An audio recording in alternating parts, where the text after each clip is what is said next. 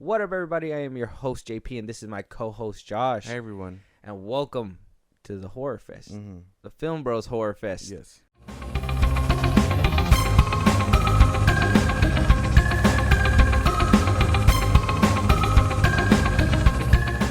All right, y'all. So, like I said, we are in the beginning of October. This is spooky season now. Yeah. We are in a different realm, Josh. This is not your genre. Mm-hmm. This is not your field. We've talked about this before, but before we get into the big topics and the big discussions, obviously, we're going to break this down. But if you want to let everybody know what we are ranking today, what we're going to be doing, so they can have a heads up. And then right after that, follow it up with where they can talk to us, where they can give us some scary movies that if they want us to review for October, they can give us ideas, where they can support us in a big way, and if they want to catch a live stream. Go ahead. Okay. Since that was a mouthful, we're going to be reviewing and ranking the Halloween movies. One all the way to ends, basically. With the other ones in continuity, not to mess you guys up. You know, how they say non-canon and whatnot. But before all that, you can follow us on Twitter, TikTok, and Instagram at FilmBros Podcast. We post when new episodes are up. And again, it is spooky season, so we'll take spooky recommendations. You can listen to us anywhere you get your podcast at FilmBros Podcast. That's Spotify, that's YouTube Music, that's Apple Podcasts, things like that. We're on a bunch of sites. Support us in a big way. Buzzsprout, link is in those bios. It's kind of like a Patreon. You subscribe, you get special perks in return. You help us grow. Nice, good exchange. And then you can follow our Twitch for when we go live on Saturdays and throughout the week at FilmBros Podcast. And then when it's all said and done, subscribe to our YouTube at FilmBros Podcast. Yes. And for our podcast lovers, we do have more of these in the chamber, so make sure you guys are following. Yeah, these are live, so yeah, enjoy that. Yeah, these are podcast exclusive, so if you are from the live stream and you're listening from there, understand we're not going to live stream everything. Yeah. The podcast listeners need their exclusives. Basically, that's what they need. Mm-hmm. But like I was saying, touching up a little bit, this isn't your field. No.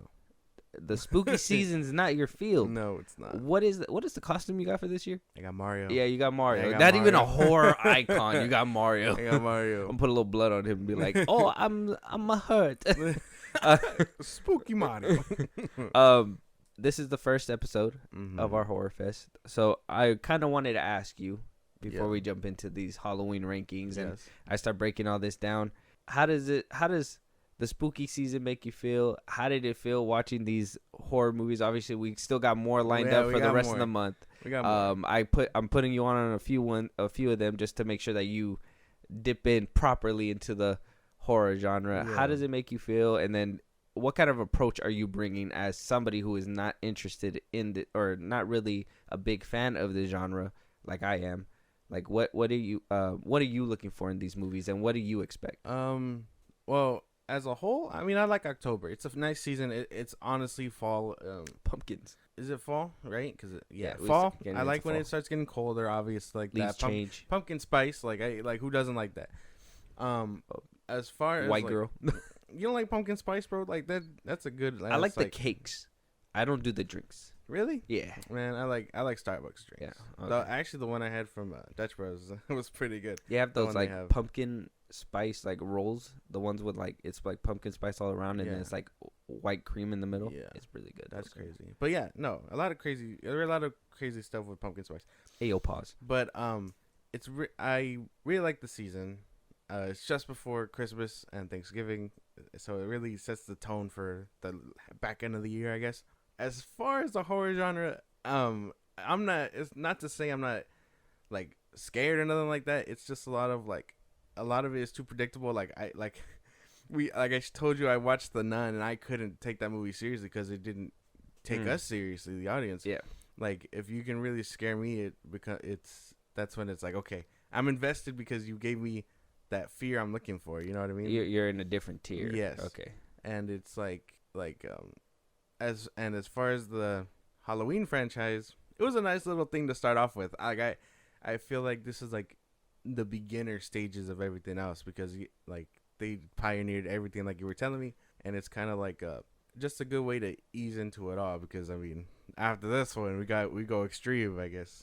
Yeah, it's gonna get worse, and I think Michael and Halloween is like a good foot dip, because you start off with how horror used to be back with the original Halloween, and that's, you know, not so much blood, but you still get the scares or whatever that you were hoping for, and then they modernize it, make it more gory, take some gore away, put a little bit more jump scares. We get it. Not jump scares don't always work with Michael Myers, but I mean, it is what it is. They try to make it a thing. Then we got to a point where it was just all blood and gore and really bad. And yeah, I can't wait to break these down with you. Yeah, you know me, I'm a horror fan. I'm through and through. I watch horror movies in January, in February. Yeah, way before the year. Yeah, no, I don't care. I'm one of those people that will watch horror movies and then go to sleep like a baby right after. Oh yeah, no, I can't do that. I Barbarian, I watched it, fell asleep like a baby right after. I watched that and I was like, yeah, no, can't sleep, can't do that. No, it was a good one. Outside the window. So we're gonna, like how Josh said, we are going to be ranking all these movies in the way that we felt. Now there is 13 originally. There is about 13 films. But today we're only going to be ranking the 12. We are not counting Halloween 3 Season of the Witch, only because Michael Myers is not canonically in that movie. He's, from that perspective, is just, you know, it's like he's in real life with us, and it's just a movie, and then the kids and stuff. So they do a nice little callback in Halloween 2018 and Halloween Kills with the 3 kids, the one with the skull, the witch, and the pumpkin helmet. Just because I'm going to break down the rest of them. Season of the Witch is just the Shamrock Company. They decided to make masks. They're going to try to mind control the children with the mask with a tune.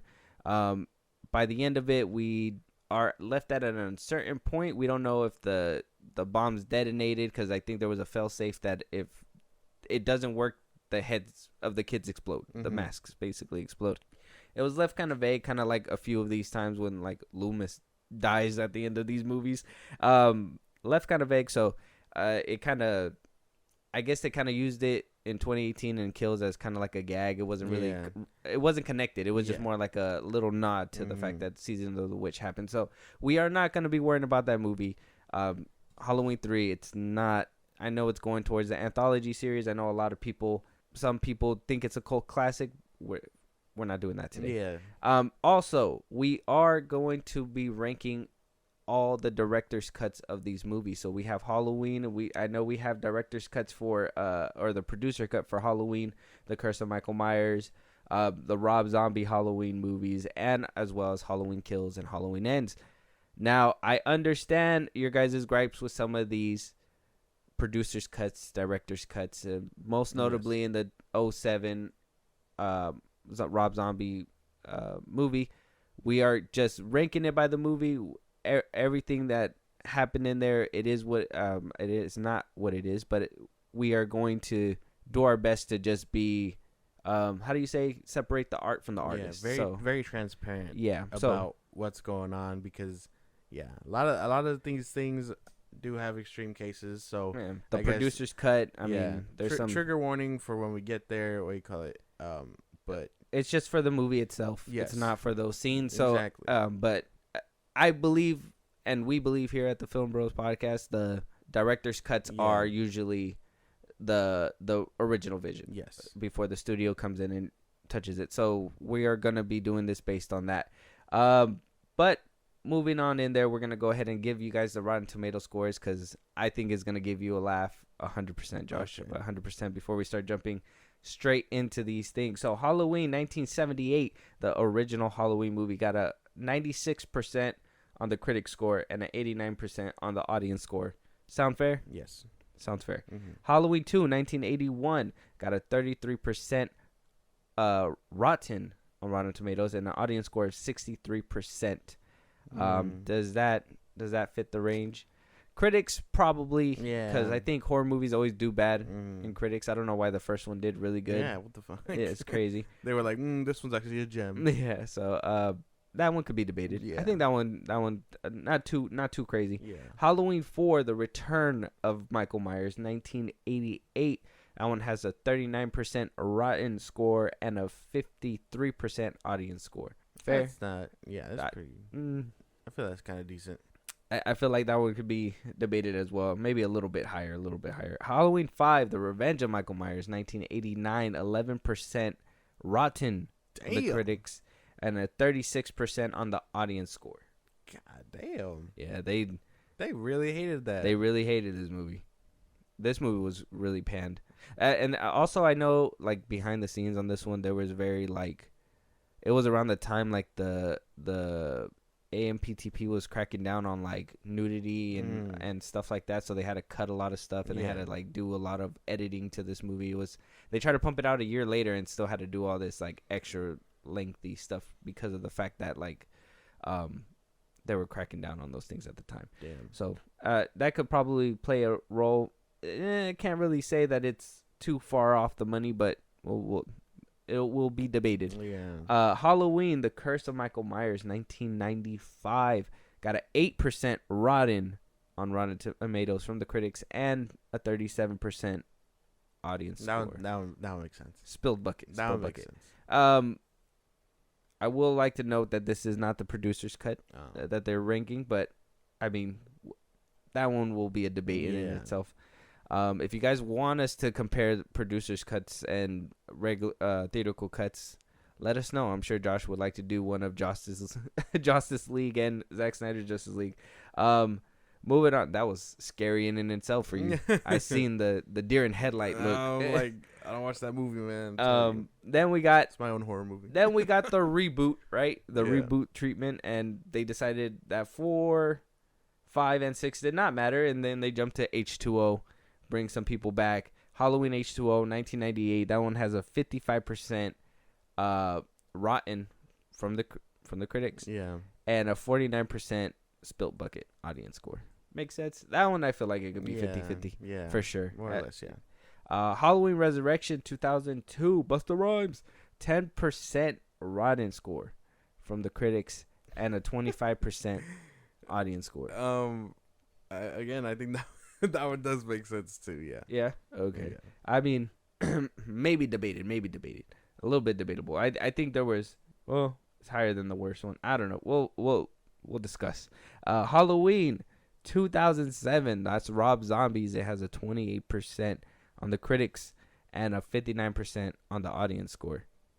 Critics a little bit higher on critics. Yeah, critics is being a little harsh on that one. A little bit higher on critics. Too much blood for them.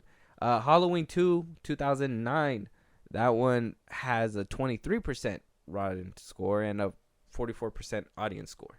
You probably could have done nah, I think that's fine. It makes sense. I think that's fine. Yeah, maybe a little bit higher, in my opinion. We got Halloween 2018 now. Went on a good hiatus. About 10 years of a hiatus. Halloween 2018 has a 79% on the critic score and a 72% on the audience score, which makes sense. Yeah, I can see that. Halloween Kills 2021, 39% critic score with a 66% audience score. I guess that one could be a little bit more 50-50 in my opinion. I get why it's there. I disagree with it though. You disagree? Yes. Okay. All right. We'll listen to your elaboration later. Halloween Ends 40% on the Halloween Ends is the last one. End of the Road 2022, 40% on the Rotten critic score and then 57% on the audience score. That one could be lower, probably. Little hit. What was it? No, I don't think it's that low. No. I think maybe a little bit higher. A little bit higher. More 50-50 range. Yes, yeah. I see it. I feel it. We may disagree. Can't wait to get into the nitty-gritty, into the thick of it, if you will. Gross. With that, I got a little bit of a recap for you, for me, for the audience out there, just so we can make sure that we're all on the same page. Now, I see these movies, and I told you when we were doing a rewatch, you were like, why are you watching these movies like this? Or why, you were curious on why I wasn't watching the first one first and all that stuff. I personally think that these movies are unique because with the reboots and them wanting to connect it to the original Halloween and yada yada yada, you basically get different visions every single time. Yeah. I think I've seen other people say like this, so shout out to them if they've called it first. But we basically see what I believe when it's 1 through 1, 2, not 3, 4, 5, and 6 is basically the Loomis timeline. I feel like everything that happens revolves with Loomis involvement somehow. Then when we get to H2O, when they decide to reboot everything, it's 1, 2, H2O, and then Resurrection. Yeah. Basically get 4 movies off that if you want to watch it that way. Then you also have the Rob Zombie ones, which is in a world of their own. You also have the anthology series that is Season of the Witch, Halloween 3, that you can watch by itself. Don't really have to watch any more Halloween movies after that. Then you have Michael's timeline, Laurie's timeline. I'm not really sure where this one is. I know that they decanonized everything and just said Halloween 1, Halloween 2018, Halloween Kills, and Halloween Ends. I know they explore more of Michael, but they did kind of preach it to be a Laurie showdown, Laurie versus Michael showdown. I don't know. What would you dub that one? A Michael timeline, Laurie timeline, not a Loomis. It can't be Loomis. Well, no, not a Loomis. He doesn't exist in this one. I would say it's probably they share the spotlight for sure, but I think Michael takes it for the first 2 movies before they decide like, hey, Laurie needs time to shine too. You know what I mean? Because she even takes a back seat in the Kills. That's true. Yeah, and they do kind of put Michael's a little bit more front and center. So maybe Michael timeline then? Yeah. A little bit more his way? Yeah. All right. So we start off 1963. Mm-hmm. Michael Myers is at home. This is the first Halloween movie, the one that came out in 1978. Michael is at home. He goes upstairs. He kills his sister after the boyfriend does the deed and decides to leave. He walks outside. His parents are there. He gets sent off to Smith's Grove. Yes. It's a done deal.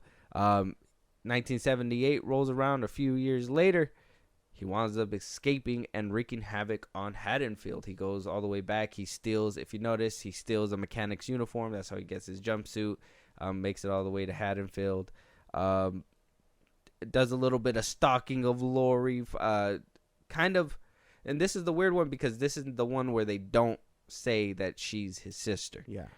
So she kind of is a victim of circumstance in a way. She kind of is told by her real estate father to leave some keys at the Myers house. And then from there, Michael is just like, I'm on your ass. Yeah. I'm watching you from here on out. Mm-hmm. He stalks from a tree, stalks from a car, follows her slowly, follows Tommy Doyle for a little bit. Finally murders a few of her friends across the street of Doyle's house, her best friends and all that. By the end of it, they go to Doyle's house after a neck stabbing, a few hits to the nuts, and a revolver of 6 rounds putting him down off a balcony. He winds up disappearing into the night. And that's the end of basically Halloween 1. Then we get to Halloween 2, a year after, literally in 1979 or 1981, a couple years after, but it's supposed to take place 1978, the same night. Laurie is being transported to the hospital. Michael is up walking around. They don't know where he is. Loomis is in hot pursuit looking for him. Michael gets a few kills off, finds out where Laurie is, gets to the hospital. Laurie finds out in this one that she is his sister. Mm-hmm. She freaks out, has a whole I am your father moment. No, you know. Yeah.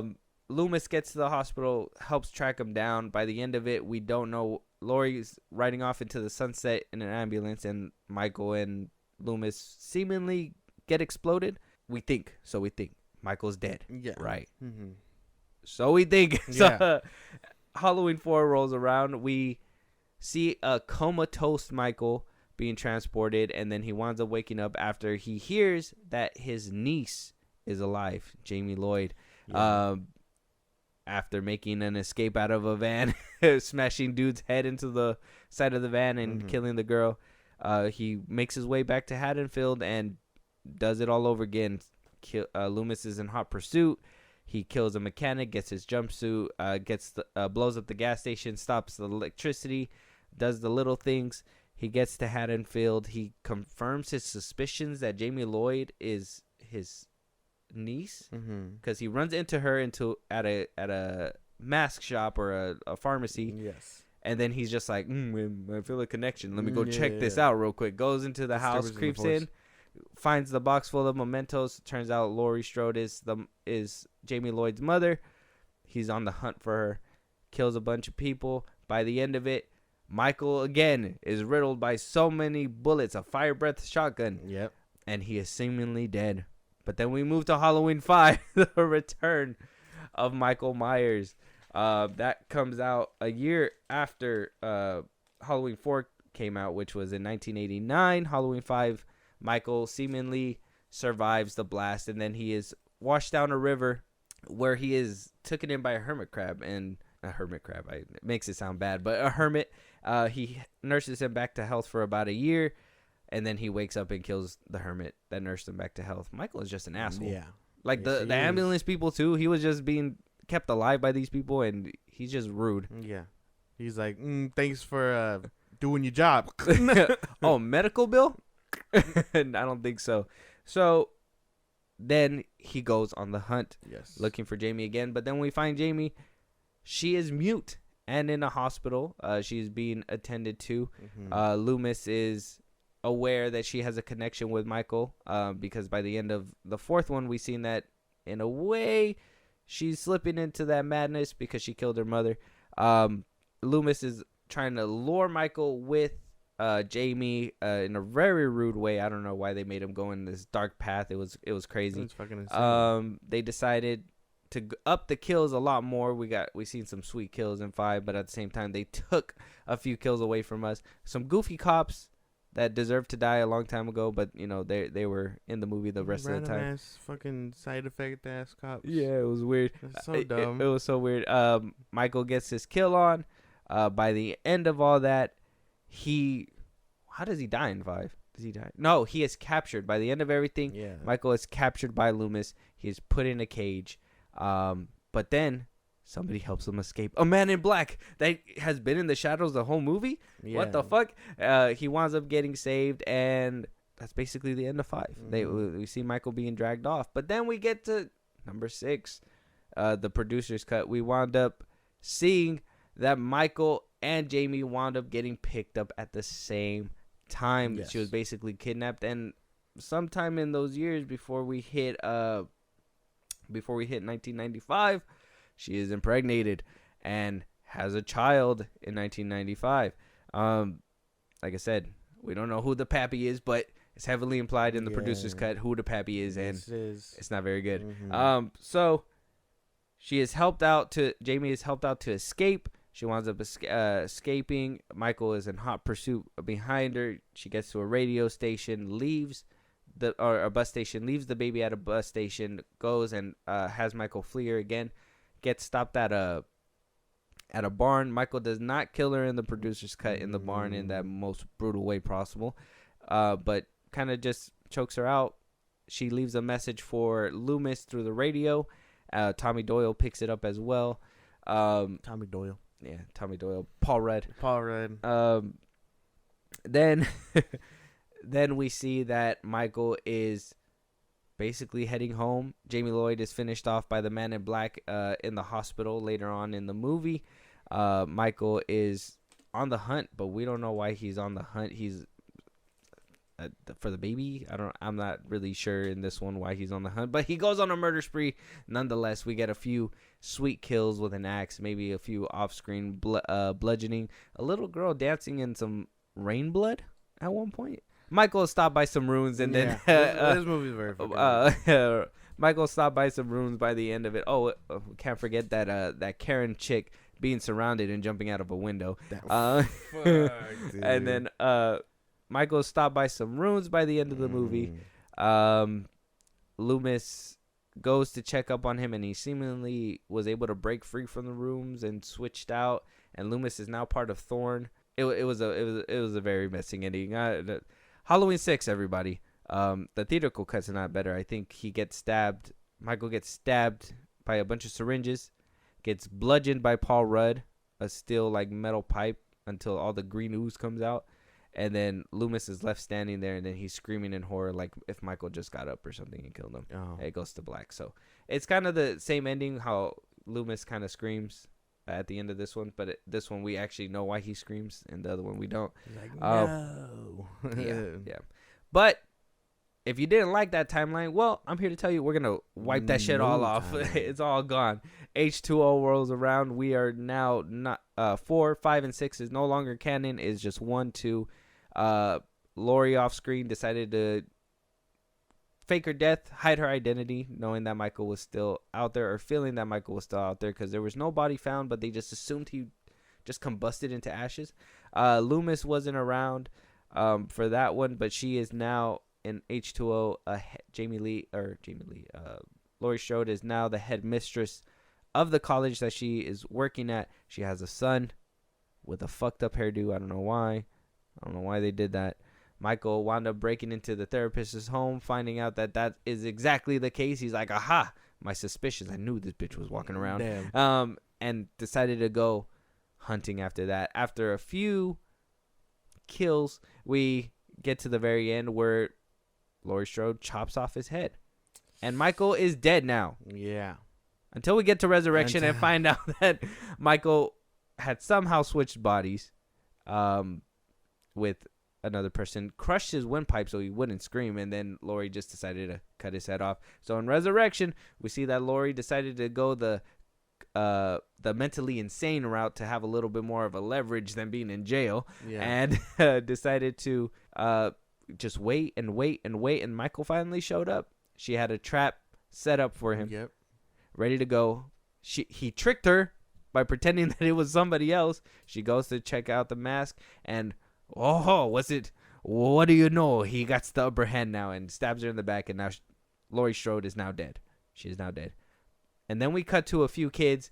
Busta Rhymes, who has a show that he is doing, a live TV show at the Myers house. Turns out that Myers was hiding in the basement of his house, surviving even before the events of H2O. So the past 20 years after he somehow died in Halloween 2 or got burnt up, he's been just living in the basement of the Myers house, and everybody was just like not gonna go look.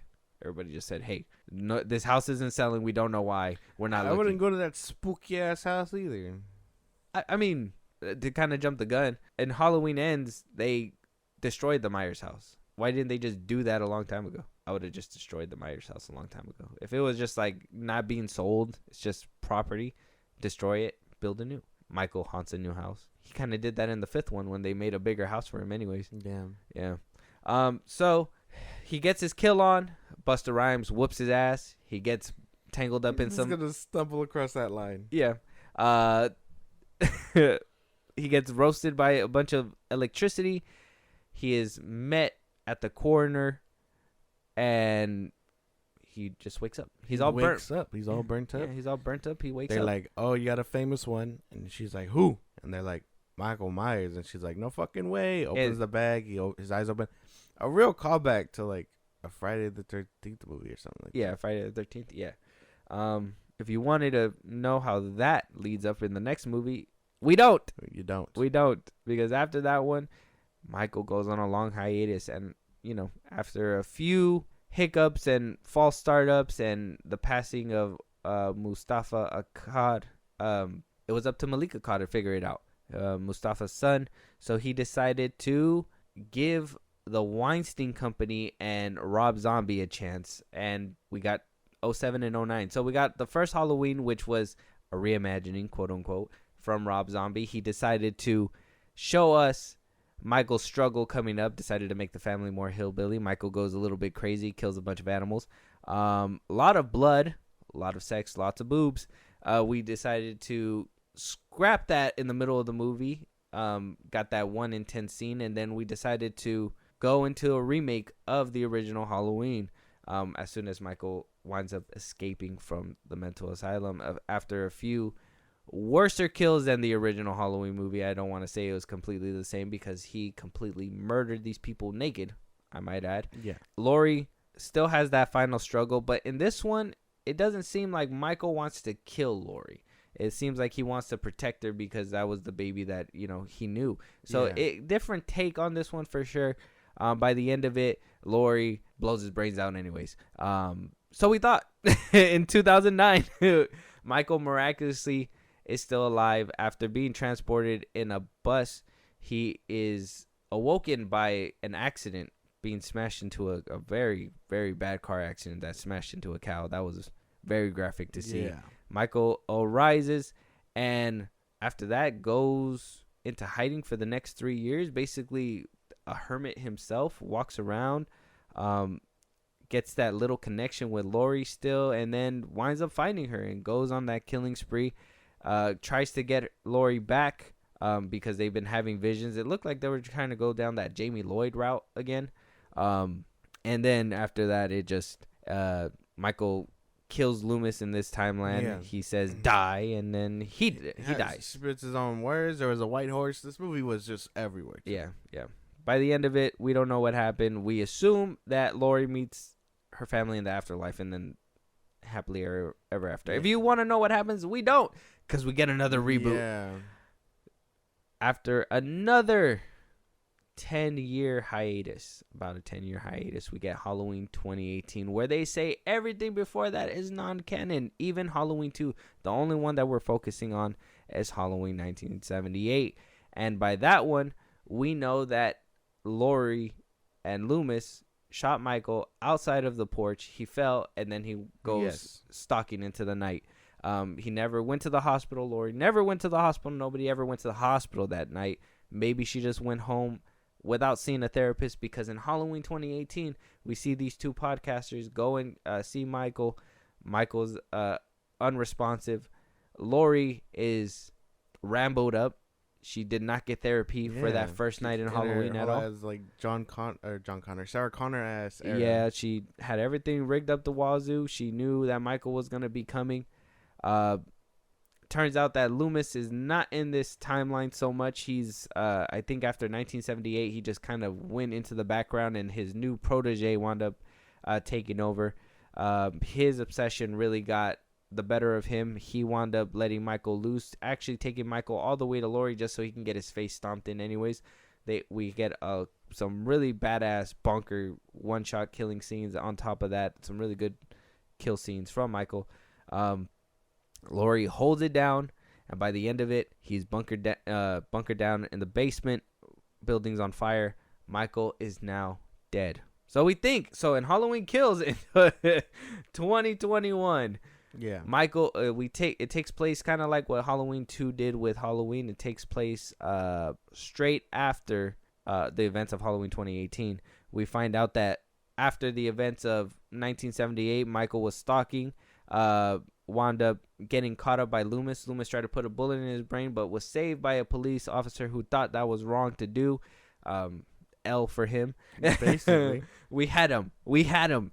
L for him. Wound up getting put away, and that's why he was able to break out in 2018. He is still on the loose in Halloween Kills. Apparently, the ending did not do any. Halloween 2018 did not do anything, and he decided to mow down a bunch of firefighters, a bunch of the fire brigades. And I remember when a lot of people were like, "Oh, you killed firefighters! I can't believe it!" Whatever. And it was a cool scene. These firefighters were a bunch of pussies in this one. I will say they had a bunch of axes. I don't know why they didn't use it. Yeah, they the dude with the buzzsaw, like, gets it turned on you, my boy. Like, that's crazy. Make an attempt. Michael mows down the whole townspeople while the townspeople are looking for the wrong Michael Myers. Is able to make a girl twirl a Desert Eagle and shoot herself in the face at one point. That joke was crazy. It turns out that Evil dies tonight in this one. And he did not die, but everybody else did by the end of the movie, and even Lori's daughter. And with Lori being sidelined throughout the whole movie, Michael kind of just escapes by the end of the movie. Nobody gets the resolution. Then we get to Halloween Ends in 2022. Takes place about 4 years after the events of 2018. Lori is moving on. She found a house.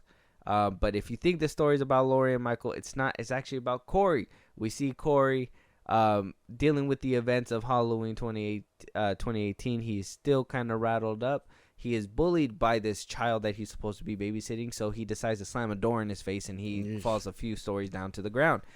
Corey is now the new face of evil in Haddonfield. Yeah. Michael is a hermit underground, and Corey goes off and does his thing, finds an alliance with Michael. By the end of it, the producers and the director was like, oh, yeah, that's right. Laurie and Michael showdown. Laurie comes back into it, puts 2 bullets into Corey, says, this is not your movie, and has that final showdown with Michael. After getting stabbed, slit, and cut up, Michael is finally beaten and thrown into a grinder. And then we see the end of Michael Myers. So we think Miramax is shopping around the rights right now, and we'll probably find out who he's going to next. But, Josh, that was a lot to take in. Yeah. Did the timelines confuse you? Or did you kind of understand that this was just a case of poor writing, poor decisions to do with the character and the IP? I'm sure if I was younger, it would have confused me. But, I mean, watching them older, it's like, it makes sense. It is very much different creators, different stories being written, no one singular direction. Except for David Gordon Green. Oh, yeah. 4 through fucking 6, right? 4 through 6, H2O, Resurrection, Rob Zombies. Yeah. But, I mean, I don't know. The timelines are a crazy thing, and it's not confusing to me, but I can imagine general audiences being like, what the fuck? You know what I mean? Like, what's going on here? Yeah. And, like, if you're not a big horror fan, you're not going to know that.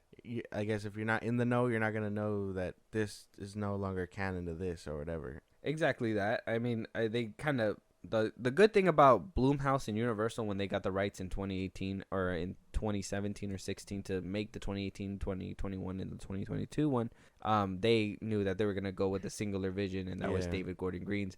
So I guess that's the closest you get to a singular vision within these movies. Obviously excluding the original Halloween by John Carpenter because that was his original vision. Yeah. But it's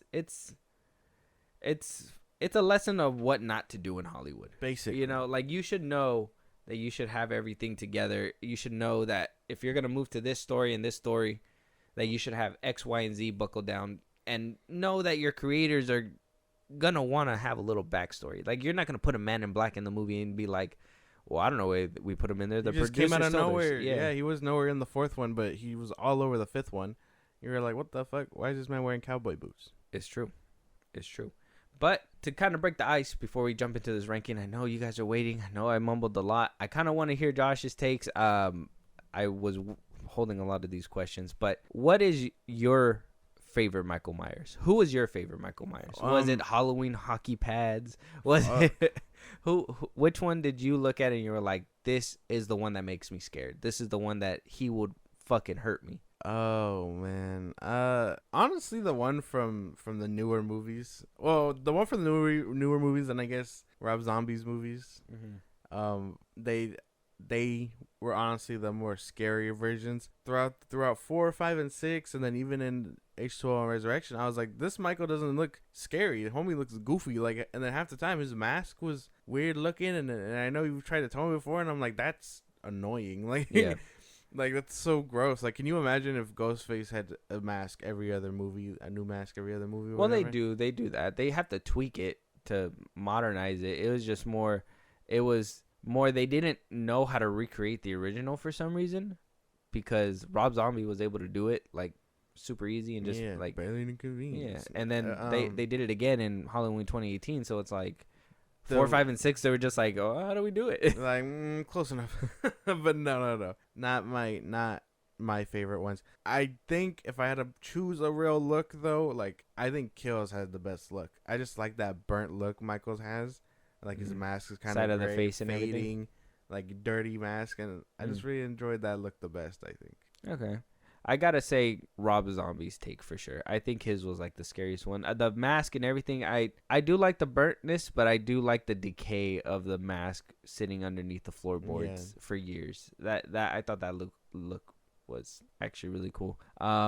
and just sheer size, the sheer size of that man was the huge. fact that Zombie was like, yeah, we're gonna get this monster of a man to like play him. Even in the new ones too, he's a big dude.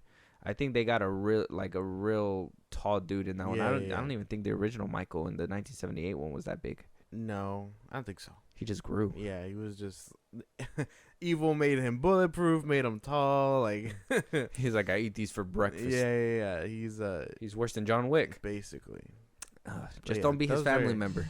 Yeah, no. John Wick, biggest friend. Yeah, right. Or a child or a baby. If you're a baby, you probably are gonna survive. You have a larger chance of being let go than if you were a grown man. Yeah. That's but funny. Let's go ahead. Let's start getting into the meat of it, Josh. Yeah. I'm ready. I'm ready to hear what you think. I'm sure the people are ready to hear what you think already too. Josh, what is your number 12? Like I said, there's 13 films, but we're getting rid of Halloween 3, so there's only 12 in this one. Yeah. What's your 12? Okay. So I had to shop around my list a couple of times while watching these movies because I was like, damn, like where do these things go? Because personally, I was kind of just like, okay, this one was pretty good, but it can be worse. It can't be the worst one. And then, I found the worst ones, and I was just like, wow, the bar really let go from the initial first one, I guess. Yeah, shit just kind of drops. Yeah, you kind of notice at one point, like I don't know if you ever do a rewatch, but Halloween 4, like that's why I said hockey pads, because there's some scenes in there where it's not the same dude, and they try to make him bulky by putting hockey pads on him. And that one scene where he's about to get run over by the girl at the end of the movie, you can totally see the silhouette of the padding and everything. I was just like, this is ridiculous. Okay, well, bottom of the barrel, number 12, Curse of Michael Myers. Halloween Curse of Michael Myers. Okay. I didn't like the execution here. The acting was kind of nice. It wasn't like the worst thing, but I didn't like the storyline. I didn't like how Michael looked. I didn't really like where they were taking the story. That's when he was fat, huh? He was fat. He was fat for some reason. Yeah. He was really well fed by that cult.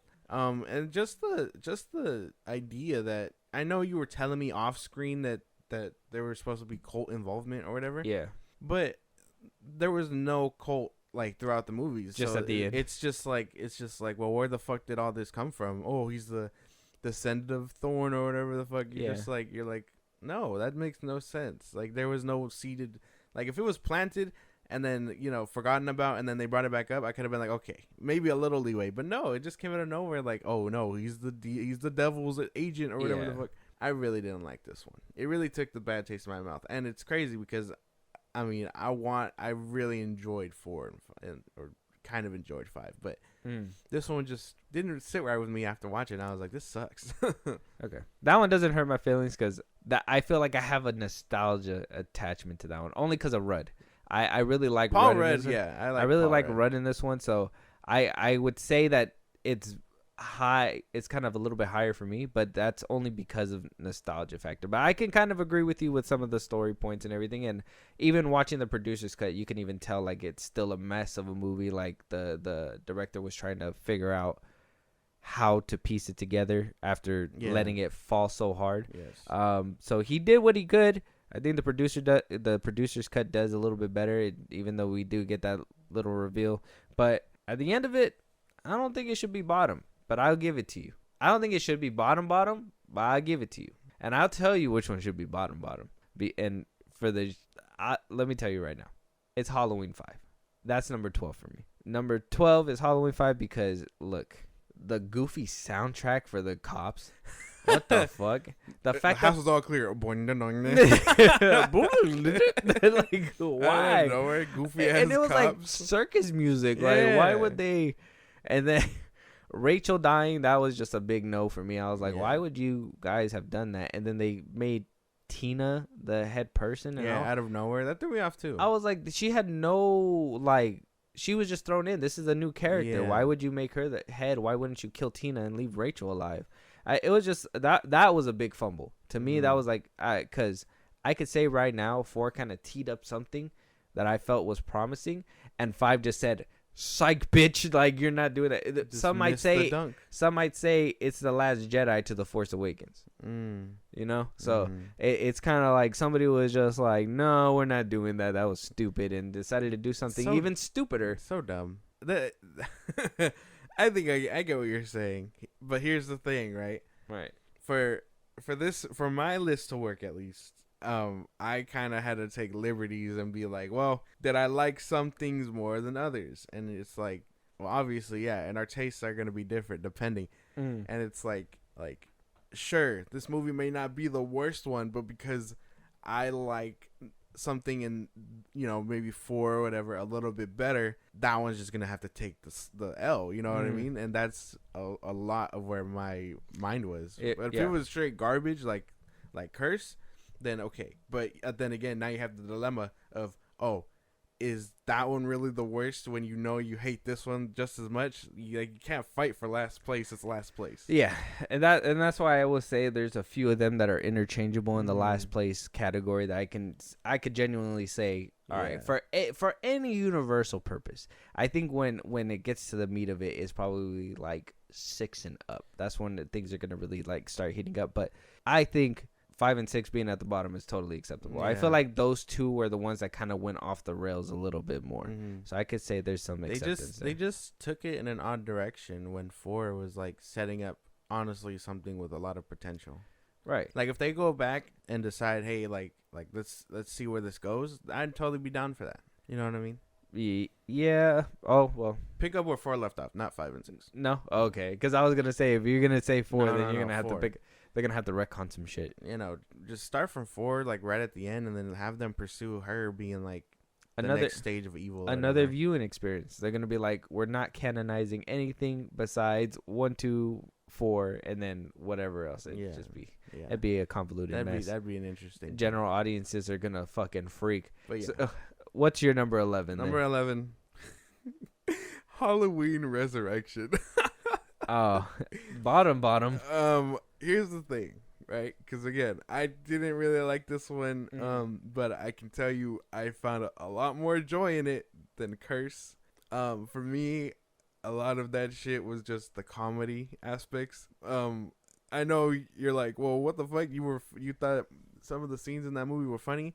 Yes, I fucking loved the scenes with Busta Rhymes. I was cracking up half the time. Because I was like, what the fuck? When Busta fucking basically bitched Michael, like, what the fuck? That was like, I don't know. He's just like, whoa. He like kicks him out a window. The funniest fucking thing. You can't be mad. It's only that I only saved it from being dead last because I found it enjoyable. I had a few laughs. But other than that, I thought the kills were kind of lackluster. We get one kill off screen where you're just like, well, I wish we would have seen him strung her ass up. The black chick in the garage or whatever. Yeah. The acting for me was kind of here. I didn't really like the premise of like. I know you were telling me again that they were trying to be a part of the hip found footage thing or whatever, but I didn't like that aspect either. Maybe it's just me and my own personal gripes with found footage films, but I don't really like what they were trying to do here. You didn't like that live TV kind of look. I kind of dug it because I think I grew up in that era. I think I was a part of like that whole Jersey Shore coming up, what's all that? But fun fact, and I told you, like, I'm going to be hitting you with a bunch of fun facts about these movies. So like that, the girl getting strung up. So there is footage of her getting like killed by Michael. It's whatever. It's not that big. It's a deleted scene or whatever, but they cut it because the producer said that in every Halloween movie, there has to be at least one off-screen death. And she was the off-screen death. That's gross. That was like a stupid rule. Yeah. But apparently, like Mustafa Akkad has rules for the franchise. So there's certain things that Michael can and cannot do. And so, like, I guess one of the rules was an off-screen death. If you notice in every single movie, Michael basically kills somebody off-screen. Okay, yeah. I think I can pinpoint most of them now. But just to keep going and give this movie the round of shit it deserves, they wasted Lori. They put that bitch prominent on the poster and everything. I have it right here. Right there. Yeah. And they wasted her in, like, the first 10 minutes. I'm just like, what the hell? Why? She got a fat paycheck out of it. It's so... I get your bag, but damn. Yeah. Like, I wish she would have been there longer. Had me under false impressions. I was like, okay, we get to see the repercussions of what happened, and H2O, but not really. And then I just didn't really like that. And then I didn't like the dude. I didn't like the guy that was like giving her advice and like stalking the chick on the internet because he was like Deckard or whatever. I hated his character. Yeah. I was like, what significance does he have here? Honestly, nothing. I honestly, I was watching the movie again, and I was like, he could have been totally cut, and nobody would have even cared. Exactly. It didn't save the movie some time. Yeah, there was no point in putting him in there. But I get that whole love thing, and at the end, he came in really crucial when he was like, "Oh yeah, behind you, my boy." That was when that movie come out. That movie came out in 2002. Instant messaging wasn't that instant. That shit would have hit her like 5 minutes later, and she would have been like dead by then. Like, there's no way. Why didn't you send it 5 minutes sooner? Yeah. I don't know. I don't know how any of that shit works, but yeah, my number 11. It was kind of just a weird roller coaster that I low-key laughed at, so it was fine. Okay. All right. I get that one, but my number 11 is, you guessed it, is Halloween 6. Those two are the bastard child that like I just want to forget. I'd say 5 and 6 are the two that you're just like, what were you guys thinking? Yeah. You guys couldn't even get it together for 2 fucking movies. Like, if you knew you're gonna do a trilogy, and it pisses me off because they bring back Loomis again after he said that he wasn't gonna come back. Donald Pleasance was like, I'm done with 5 because he was after 5 he was like, I don't know if you noticed, they changed up his like burnt spot multiple times. He felt like he looked goofy with it. They didn't like the direction they were taking his character, so they drew him back in with this story saying like, this is where we can write everybody off, and it's gonna be basically a closer. But then Mustafa Akkad kind of walked in there and was like, that's not what we're gonna do. Yeah. So like they chopped it up, they made it different, and that's why we got that theatrical experience that we did by the end of the movie. It just, he asked for something mystical and in a different direction to kind of add to Michael's layers, and he didn't like the final product, so he went in there and completely tore it to shreds. Like I said, I'm kind of ranking it off the producer's cut, and it did do a little bit better, but there still wasn't enough to answer all of the questions. You left a lot of questions hanging that were basically asked in 4 that 5 didn't answer and 6 did not answer at all, and if anything, made it even more convoluted and a little nasty. So at the end of it, I was like, at the end of it, those two, though I love Michael Myers, I'll go back to watch number 6 only because of Paul Rudd. I would say seeing Paul Rudd and Donald Pleasance sharing screen time is something as a child I didn't know I wanted, but as an adult, I'm like, I'm happy this fucking happened, because Paul Rudd became this big ass person. Now you're looking back at him and being like, well, this is where he started. I think this was his first movie because I think it got pushed up to Halloween the following year of after 5, and then, or a few years after 5, and then his other movie got pushed back. So this was like technically his first movie, technically not his first movie. So interesting.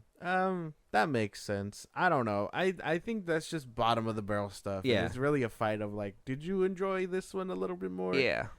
Yeah. I will say 6 had a few more better kills for me that I was like, okay, I can get behind this. Seeing that dude on stage get thrashed was pretty nice, and then like I said, that whole jumping out of a window thing that shit was funny. That shit was. She's just like, if you can't remember the director's cut or whatever, she gets surrounded by cult members, and her bright idea was, I'm gonna jump out a fucking window. She just gets knocked and out. It just cuts to her jumping out of it. No run up, no nothing. She just leaps. It's the funniest fucking thing. They tried. Made me laugh. I was like, no fucking way. They tried it. So funny.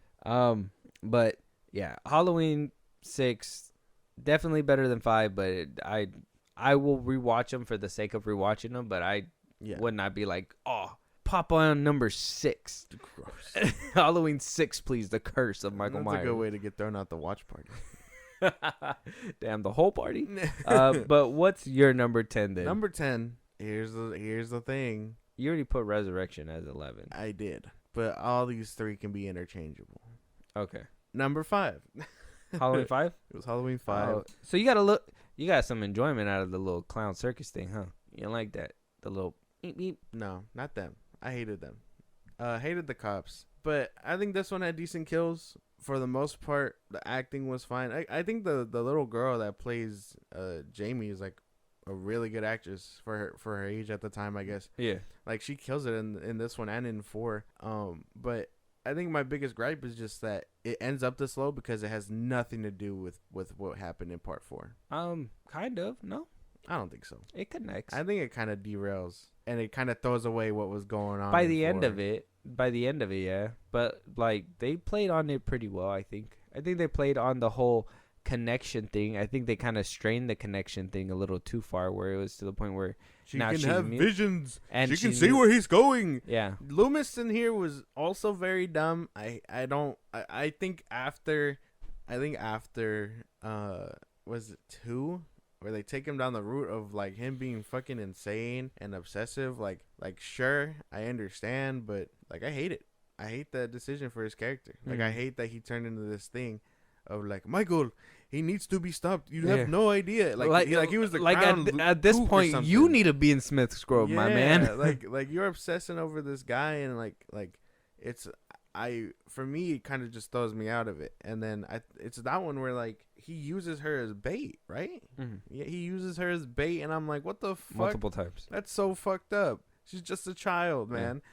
And like he does it one time with her unknowing of it, and then the second time where she's finally like, okay, I'll let you use me. It's like, damn, bitch, I didn't need permission, but okay. Yeah, like you was gonna get it either way.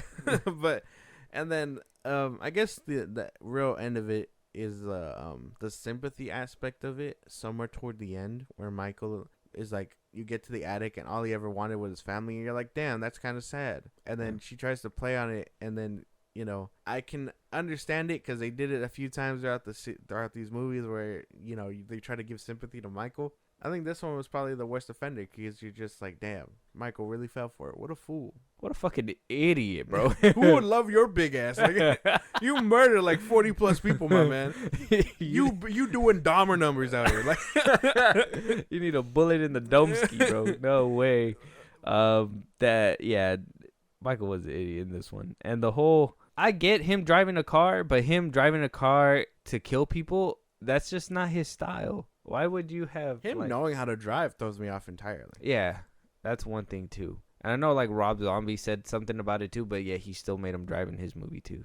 So I was like, yeah, no. I was like, big ass was locked up forever. You've been mute. Exactly. You've been mute. You haven't talked to nobody. How do you know how to drive? Yeah, bro? You would not know how to drive. That's the one thing at these whole movies where I'm like, that's the most unrealistic thing. you have a doctor or nurse just like teaching him how to drive on the weekends. Like, come on, Michael, put it in drive. He's like, oh, you're heading toward the gate again, Michael. he just starts breathing heavy. She's like, Michael, calm down. I don't know how to drive. What do you mean? Just put it in gear. Use the Prindle.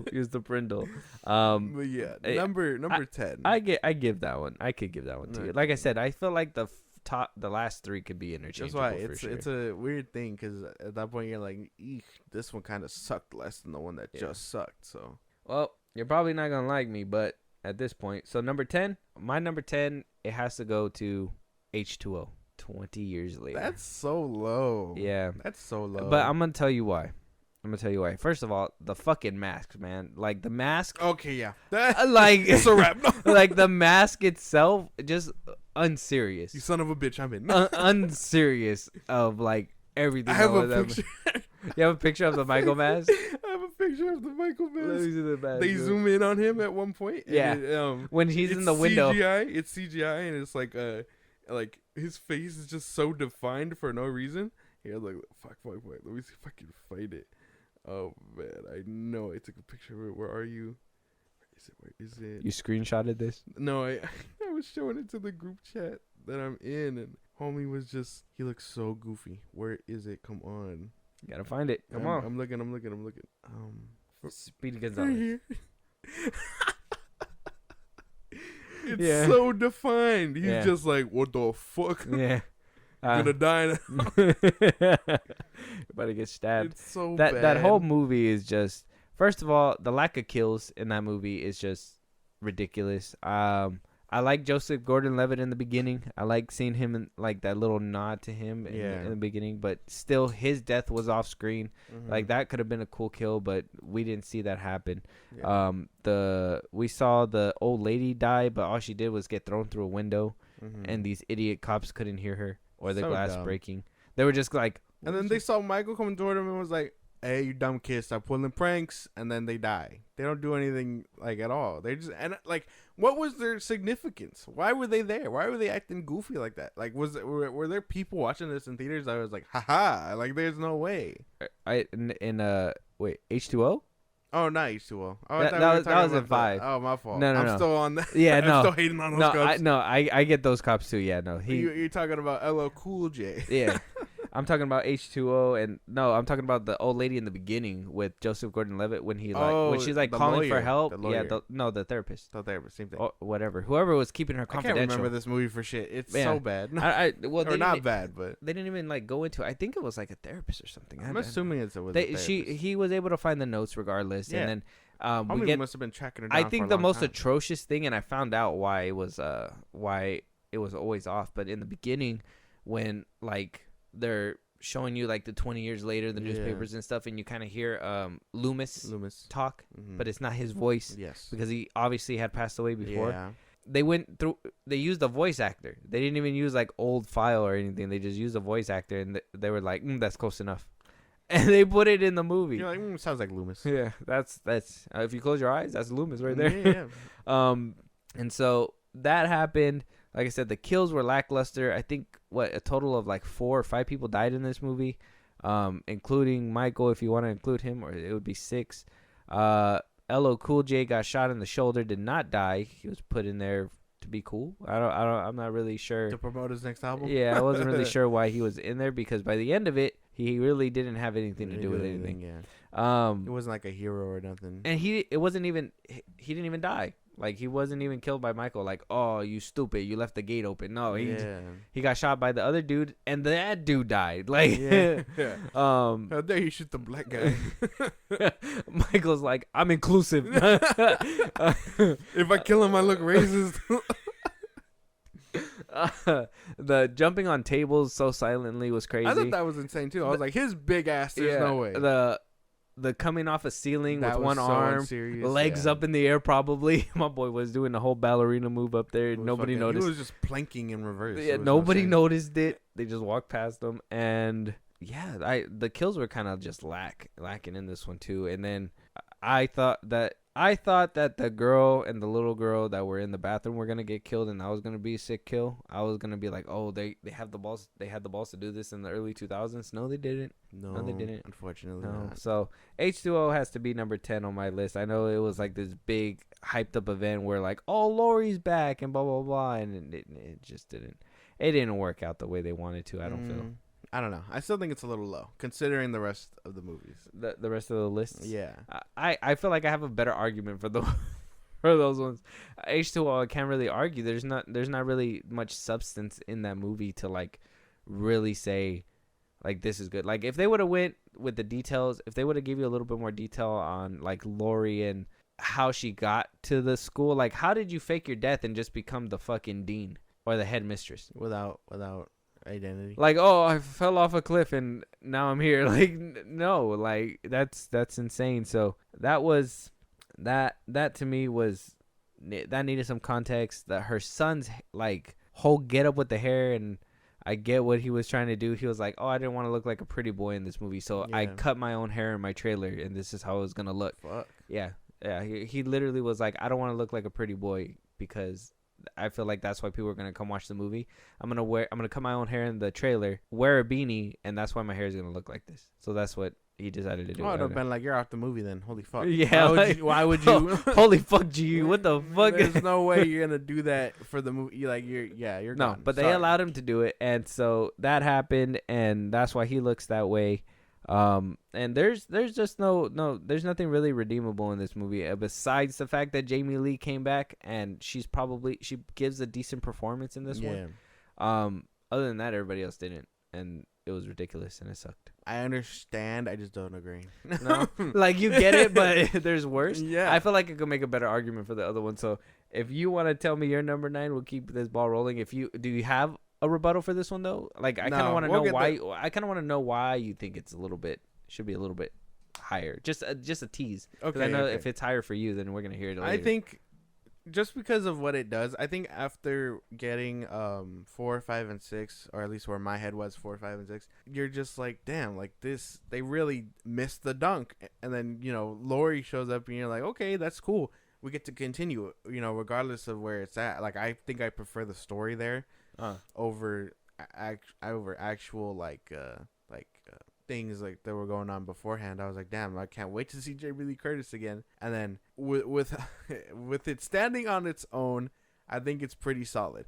When you throw in what happens in Resurrection and the reveal in Resurrection, it falls off for sure. But I liked where it was trying to go. No, because even if this was like its final film and this was like the movie that she wanted to just have like Michael dead and her survive, by the end of it, I was like, okay, yeah, congratulations, you won, but he didn't really do anything. Like if he would have if with the context that it's only 1, 2, and now H2O, it's been 20 years, things died down drastically. I get it. You still have PTSD. People don't let that shit go. Mm-hmm. I understand, but you having this setting in a school and you not utilizing that to give people that fear, that killing, make people hate Michael again, bring him back into the light in a proper way. They fucking cut us short with the kills. They didn't hardly showed us any of them. I think like 2 or 3 of them in that one were actually off screen, which was insane. And then he just does a bunch of like gymnastic dumb shit. Like what the fuck? Like there's no way that he's hanging from the ceiling with one arm. You're not gonna tell me that's happening. He's wearing heavy ass boots and he's a tall dude. And then on top of that, the fact that I don't know if you ever noticed, if you rewatch that movie, look at it. Not only the CGI, okay, the CGI mask. Yeah. He wears 3 different masks in the movie. There's 3 different. I felt like I noticed that, but I thought I was like playing myself. No, I was like, "There's no way." No, he wears 3 different masks in the movie, and the one that they decided to give him a close up is the fucking big ass eye hole Michael Myers mask. That was so off-putting, dude. It was the weirdest thing possible. But that one has to be. If you have more, I will wait for that. What is your number 9? Number 9. Okay. Well, I guess this is where we're starting to get bumpy, and I will defend a few of these. This is where it's starting to matter. Okay. Halloween 2 by Rob Zombie. Low. I liked the kills here, but I really hated the story. I hated Loomis. Again, you're going to find the theme where I just hate the mystical shit, dude. Like, I couldn't stand what was going on here. I understand. Laurie was probably the standout character here. So it kind of saved it from being dead last. Again, and the kills were pretty solid, but, like, damn. Everything else, the premise Jamie Lloyd as coming as Annie is pretty good, too. What? Like, the girl that played Jamie Lloyd. The actual her playing as Annie. Yeah, I like her. So, like, having her back was cool. And but like I just couldn't get behind what was going on here, like the mystical shit, and then Loomis. Like I just really didn't fuck with it. I don't like that they took Loomis into that whole celebrity route, and then he still had that obsession with Michael. Regardless, I was like, pick a lane, my guy. Yeah, be the celebrity or be the hateful fool that they expect you to be, the clown or whatever. Like I understand they were trying to make it serious, or Rob Zombie was trying to make it serious with like, oh, they don't take him seriously, but he's actually killing people again or whatever. But it just didn't land for me, and I was like, well, damn. And then, yeah, solid kills, but I just wasn't vibing with half of it. I was like, oh, he's another demon or whatever. And they changed the kid, which threw me off, too. I was like, what the fuck? He grew up too fast, man. From 07 to 09, that growth spurt crazy. That was 2 years. It's 2 years.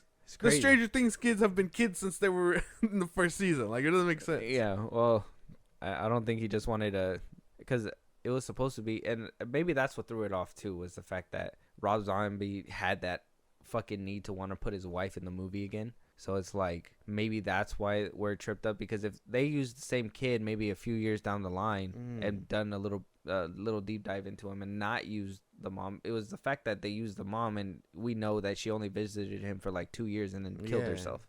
So it was like that has to be a hiccup on Rob Zombie.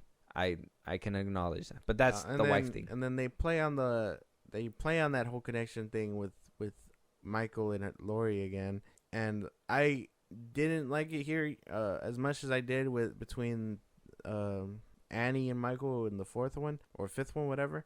It just throws me out of it. This whole movie was kind of a trip. Yeah, like was it hard to follow along? Did you understand what he was putting down, or you just were like, this is too much, I'm uninterested? I want to say I understood the white horse thing or whatever. Like, it was supposed to be this big family reunion type deal. You know, move on, put it in Lori, something like that. I feel like I'm along those lines. But I think there was just, a lot going on between Loomis being an asshole, Lori trying to tether that connection between her and Michael or whatever. And it's like, it becomes this convoluted thing. And you're just like, this sucks. Okay. At the end of it, I was left unsatisfied. I was like, okay. I don't mind them going the mystical route, or like, because that's basically what it is. I feel it's evil, just, how they say Michael's supposed to be the shape, like evil just changing shape. So if there's a reason why that evil is being put out there, I can get behind it. There's just in Halloween 2, there's just it, and Rob Zombie's Halloween 2, there was just not enough. It was just more like, oh, it comes out of nowhere again. Yeah, there's no reason, and they try to tie it into maybe that's Michael's mind or something. But yeah, I understand what you mean by that. So, and that's the thing, and I understand what you're saying. The mystical thing is that the evil is whatever, but then just let that be the mystical side. Don't try to be like, oh, he's possessed by a demon or so on and so forth, because then you're just throwing it. Well, I don't think that's to make it like a thing. I don't think that's what he was doing in the movie. Well, no, but I mean, like, in general, don't call it Thorn. Don't make it the actual ghost. It's just thing. Evil. Yeah, like evil dies tonight. Just make it the essence of evil. Don't shut up. Just don't trying to make it this thing, because then now you got plot points that were never even introduced beforehand. Okay, I get that.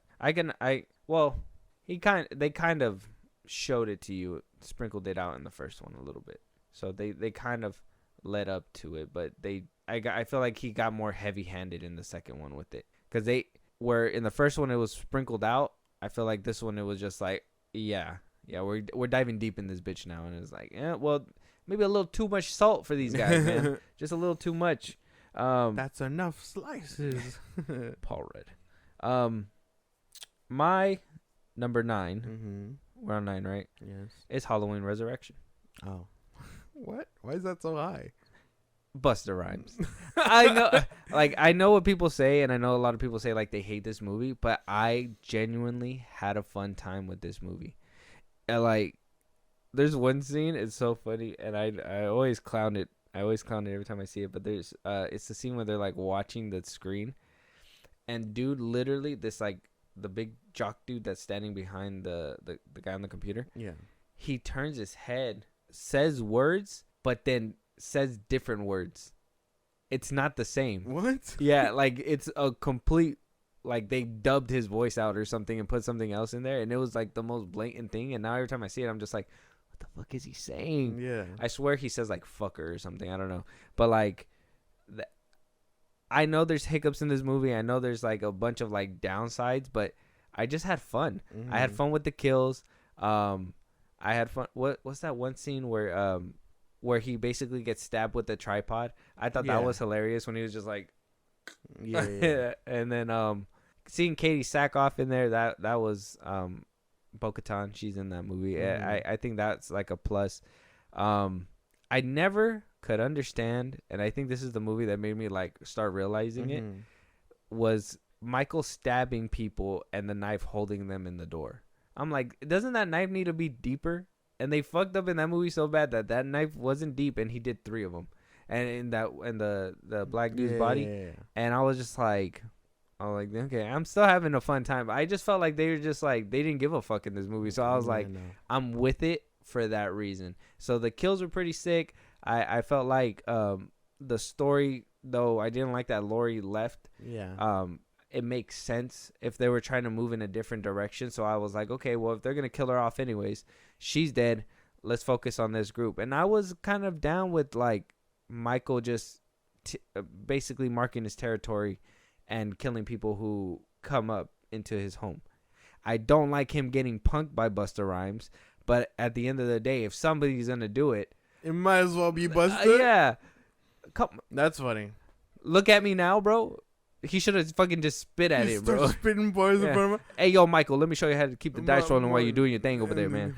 Michael was just like, oh, he's spitting. Yeah. He starts talking. He's like, oh, wait, Michael, do that again. He's like, starts producing. Oh shit! Yeah, but like, Michael, we gonna upgrade your whole crib. We making it up. Haddonfield with this. Her and then hit Busta Rhymes, and then I get it. Tyra Banks was in the movie too, but I thought she kind of made it hilarious as well when she was like dancing and the dude with the tripod wound up dying. I was so confused. I was like, how the fuck you not look at the screen one time? Yeah. And then. Yeah, but by the end of it, I was just like, okay, well, at least they didn't be like, oh, yeah, he's dead, you know? At least they were like, yeah, we're going to lead up into something different by the end of it, but it's just, you know, how he was going to escape from a morgue. I'm sure in another universe we saw that happen. Yeah. But, yeah, I could have fun with this movie, and that's why I put it up there. Though with its flaws and all, like, this is a solid slasher movie for me, at least. In the terms of like Michael Myers, like this was okay. I guess that's fair. I don't have anything to refute that. Yeah, this one I feel like this one was put there because I wanted to put it at 11, but in my head I was like, I just have fun with this movie. Like I can watch it and put it on and just be like, this is just some dumb fun. I think what.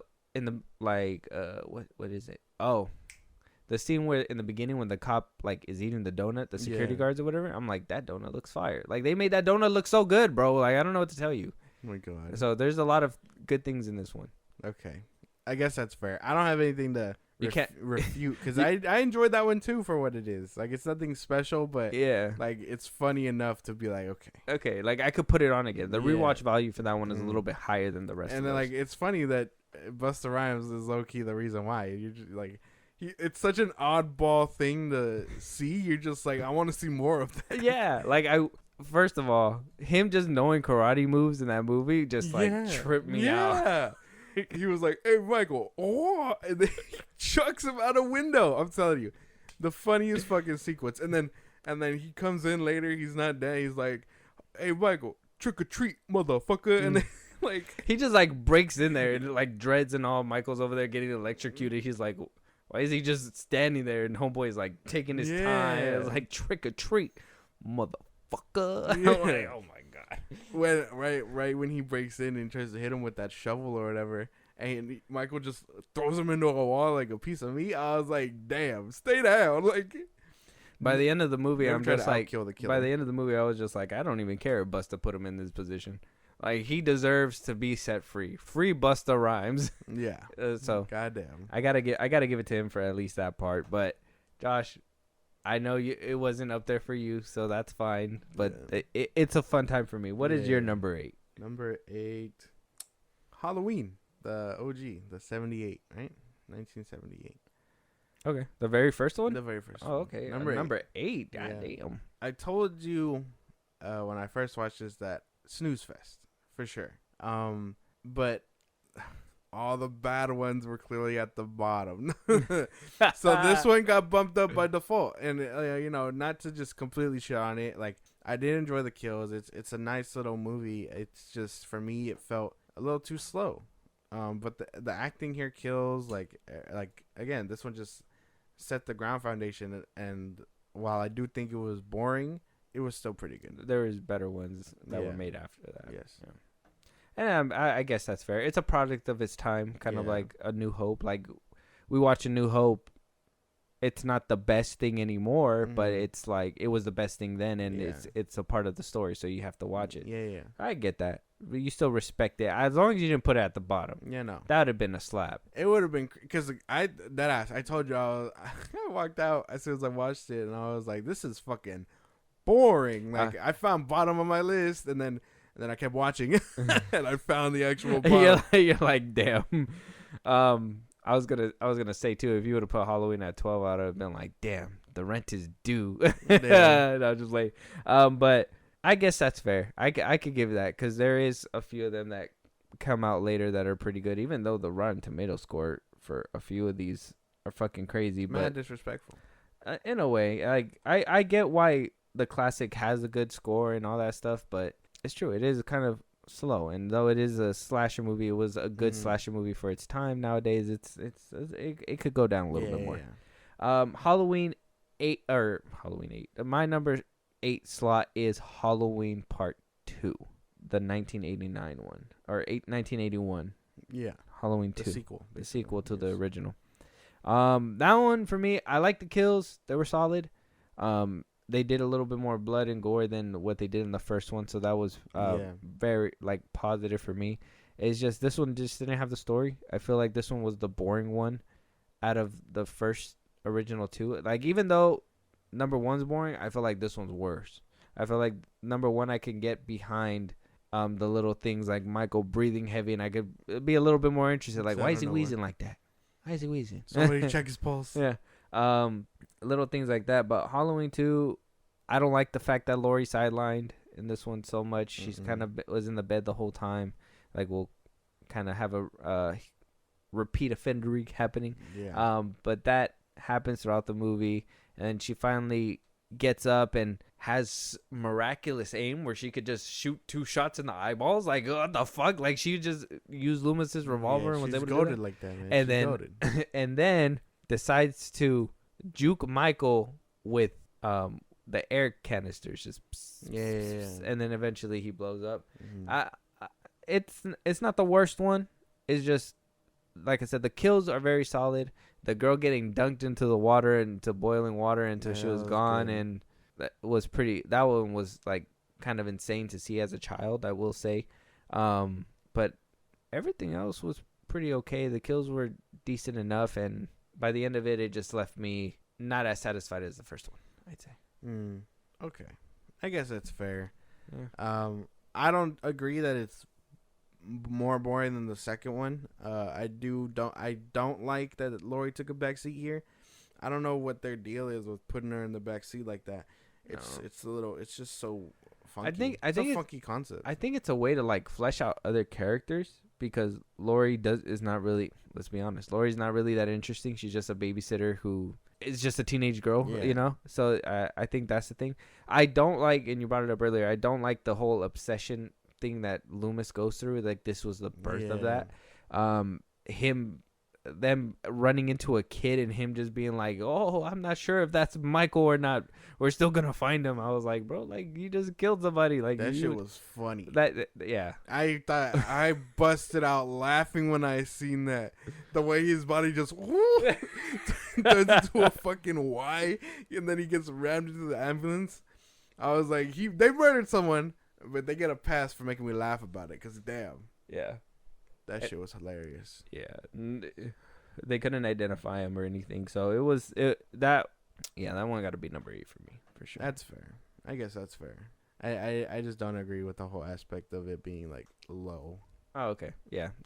Eight for me is not that low, but I mean, yeah, I guess I can understand. In the grand aspect of like, oh, did you enjoy it better than the rest of the garbage at the bottom? Sure, but like. Now it's starting to matter. No, and it's still low for you. Yeah.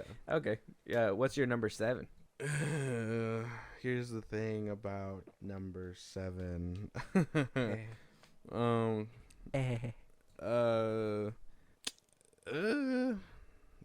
trying to think about how to say this. It's Halloween Ends. Okay.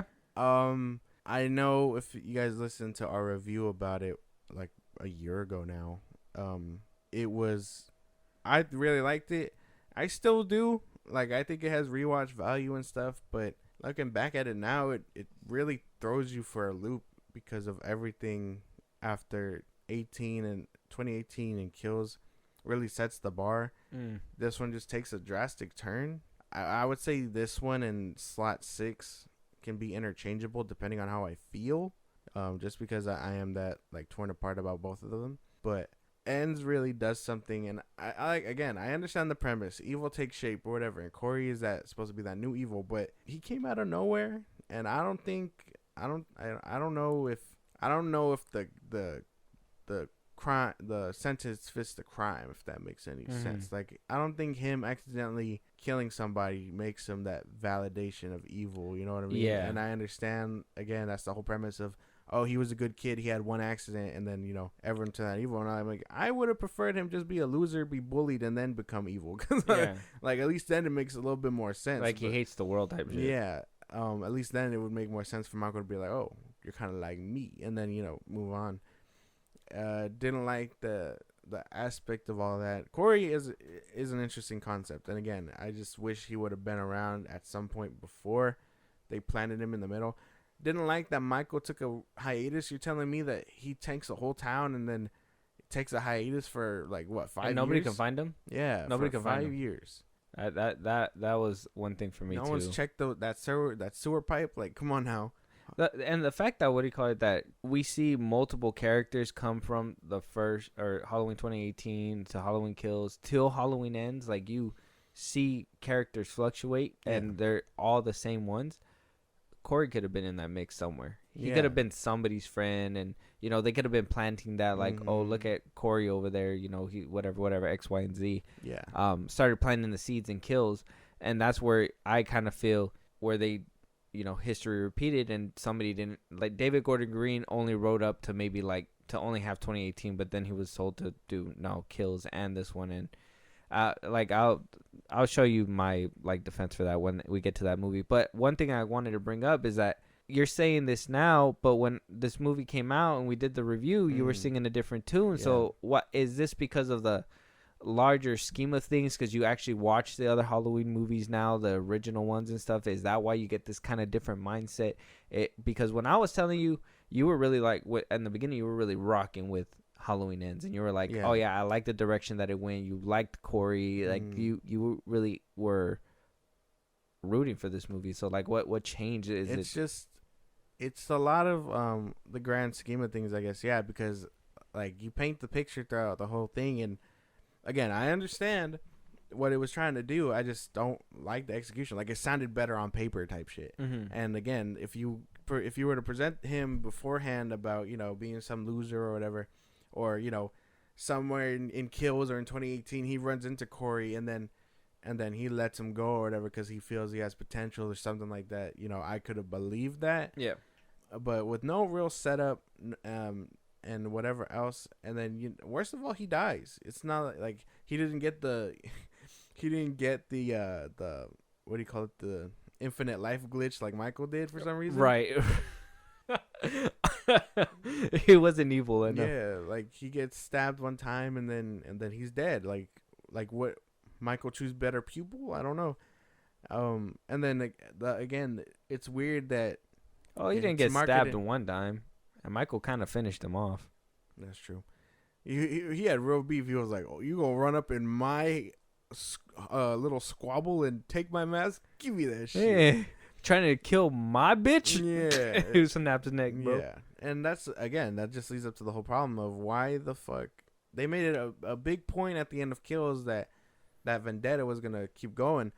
But you show us Laurie moved on and happy. Like, what happened between that and the 5 years? Like, did she run into Michael? Did she beat him? Was she the one that sent him into the sewer? Like, I don't get it. She got therapy. It was weird. And then, by the end, they kill him and stuff. And I found it satisfying enough to be like, okay, he's finally put to rest or whatever. Let that story be the end of it. Unless they take it in a whole new direction, they fix it up, whatever. But, yeah, I don't know. This movie, rewatching it, like, I enjoy it, but not as much as I used to, I guess. I see that. And maybe it is because of, or you kind of told me, but it is kind of like that. Though when you see it in that grand scheme, and I understand what the movie was going for as well, shape, evil changing and stuff, it's just execution was bad. You could tell they kind of ran out of story.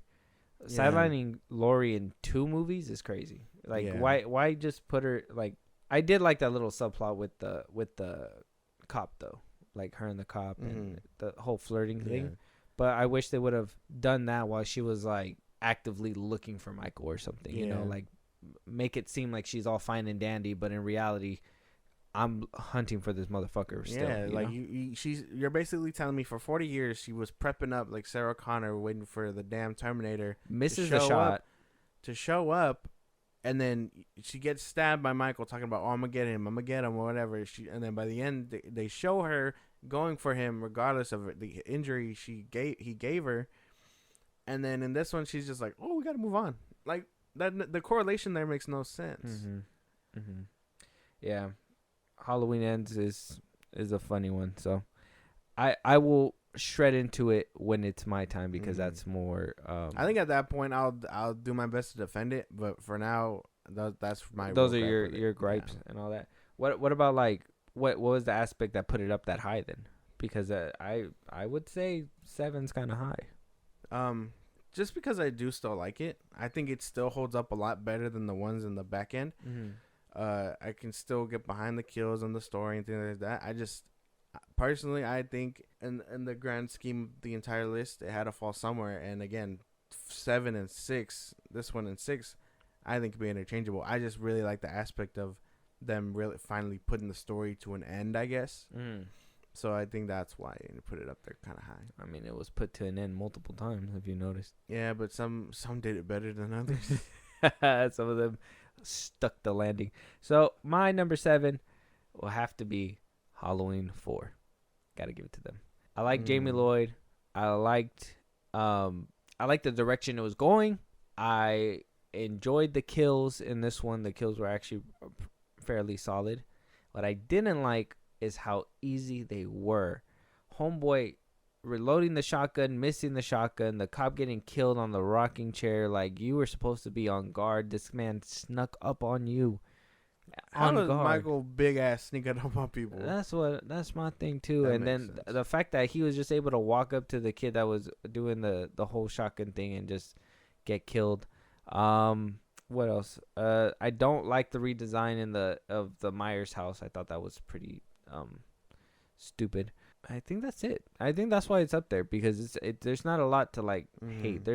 It was going in the right direction. Yeah, I can pick at the little flaws like the hockey pads and everything, and them changing out the Michael Myers throughout the movie. But that's not really. I could overlook that, because at least they felt that they were going the right way. Yeah. I thought it's hilarious that they killed Laurie Strode's character off screen, just because Jamie Lee didn't want to come back. But yeah, I would say 7's a good spot for it. I think that's a little too low. Oh, okay. Maybe that's the nostalgia of me talking, because I told you I remember really loving this one when we watched it. Yeah. When we had it on VHS and stuff. Like, I remember that one distinctly being my favorite. Yeah. But other than that, the kills were pretty good and things like that. I just wish they would have carried on with that storyline. Yeah. I would have appreciated that one too. It like I said, in 5 it's like they tried to, but it was somebody else. Yeah. You could tell it wasn't the singular vision that it was supposed to be. But I know you're gonna get around to it, so that's fine. Yeah. But I'll keep it kind of low. I'm sure you'll argue with me in a little bit. What is your number 6? Again, 6 and 7 interchangeable, but my number 6 is H2O. 20 years later. Water. I really like this one. I like seeing Jamie Lee Curtis back as Laurie, even though she kind of throws her identity away. I enjoyed the kills here. Honestly, I think this was the right step in the direction before, like, to try and modernize it before they decided, hey, let's try and do something really crazy, and then, cameras and things like that, make it a docuseries or something. Yeah. But I think the kills here were pretty solid. A few ones that we did get, like, I think they really put a lot into each one. Especially the chick that gets her shit clipped by the little elevator. I was like, damn. But Michael here, yeah. Again, the masks atrocious. I get it. Most of the story in this one, I understand. I honestly, if I'm being for real, I think I prefer a Laurie that is more like prepared versus someone who is scared and not prepared, I guess. Yeah. Like, if you're scared, prepare for that shit. Don't just keep a revolver on you. Like I actually prefer that Laurie in the newer ones was kind of like I said, Sarah Connor in that sense. She was stacked up. And then I just don't like how dumb the characters were, I guess. Like, I know teenagers were being portrayed as modern day teenagers, but dumb. Very dumb. Yeah. They're like, they're going to go to Yosemite, but we should stay behind so we can, stay around and mess around and things like that. I thought that was very dumb. LL Cool J, although I thought he was kind of funny as he was, he was still kind of random to me. Like, oh, he's like, oh baby, I'm gonna be the next writer or whatever, and like I'm like, man, follow your dreams, but this felt unnecessary to the plot. Like, yeah, well, that's what I'm saying. Like, he didn't even die or anything. Yeah, either. he should have like it would have been more heroic if he just died by Michael. But no, Michael spends half the time stalking again, in this one, and that maybe that's why there's such a lack of kills, because he spent the whole time trying to find Lori or whatever, basically. And I was just like, well, that's fine. Stealing cars out of girls' keys. Still thought it was very dumb. Half tactics here, like you're telling me, like, yeah, I found it very hilarious that he was climbing up on tables all quietly, that he was able to just hang for how long waiting for Lori. Like, what if he was like, damn bitch, hurry up. Yeah, my arm's getting shaky. She just hears a thud. Mike, he's on his ass like, that hurt. You have me waiting there for 30 minutes. The knife is in my leg now. He's like, I don't even care about killing you no more. Just give me to the hospital. But yeah, and then here comes the ending though, and I was really satisfied with the ending before the resurrection decides that's not what really happened. But yeah, I think Halloween Ends and H2O were the most satisfying to me because they provided almost an ending, I guess. But Halloween Ends and H2O can kind of fight for it. The fact that they still put Lori in a fucking mental asylum is crazy. It's like Michael was killing people. Yeah, she's clinically insane or whatever. But I guess I guess that whole aspect, if it's not the guy, yeah, then she how can she explain? No, but he was dressed up like no. I mean, if a motherfucker that's dressed like Michael is chasing me, he's gonna die. Why am I in trouble? Like, you know that there's people around it. Yeah, it was kind of like it was a good way to end it, but they completely fucked it up. Backtracked heavy, and even then, I'd argue it being at the time that final film for her still was pretty bad for it to be the final film, because they didn't have like a proper resolution. She was hiding forever. They got a couple kills in. He got a couple kills in, and at the end of it, it was just like, oh, my head hurt, and then you cut my head off. That's funny. I thought there was gonna be something different though toward the end, because she threw the van off the cliff, and just it didn't blow up. I was expecting it to blow up. They just smashes Michael in a very like Looney Tune way. Mm-hmm. You're just like, damn. But yeah, I think overall this one was kind of good, and I was like, okay, I can get behind this. Okay, when I was younger, I thought it was really good, but I guess looking at all of them and and this is what I was telling Julie too, like me having to like look at all this stuff, and like it hurts me because I used to love all these movies equally. They were like, you a little dumb, but I still love you. You know what I mean? Like you a little dumb, but I'm gonna still watch you. And now I'm just like, oh man, they're so bad. Yeah. They're so bad sometimes. But I like the cheesiness in a few of them. But my number 6, for what it's worth, it's the original Halloween, 1978. I gotta give it to that one. Yeah. It's solid. Like you said, built that foundation. I don't like that they did the off-screen kills. I get it. It was all budget costs that they couldn't really do that kind of stuff. Jamie Lee Curtis as Laurie Strode was genius. John Carpenter is a visionary. Yeah. I think he does well with that stuff. The camera work. I know it's nothing new to us now, but that whole backseat shot was a game changer when he was driving around following Tommy Doyle. Those moments where you'd think, obviously you could make a joke about it. The scenes where it's like, oh, he's standing out there watching, and then you look away and you look back, he's gone. Like, what the fuck did he do? Like, did he run? All that stalking. He was like, oh, she's not looking. You gotta move, and just books it. Yeah, just runs to the side. Like, I felt like those scenes, though my comedy brain picks at them sometimes, like those are effective. When I was younger, because I would always think like, why is he staring at her? Yeah. And then I would always be like, oh, he's gone now. But now, I'm an adult, so now I notice these things. But like, we've seen your big ass run, Michael. We know. Yeah.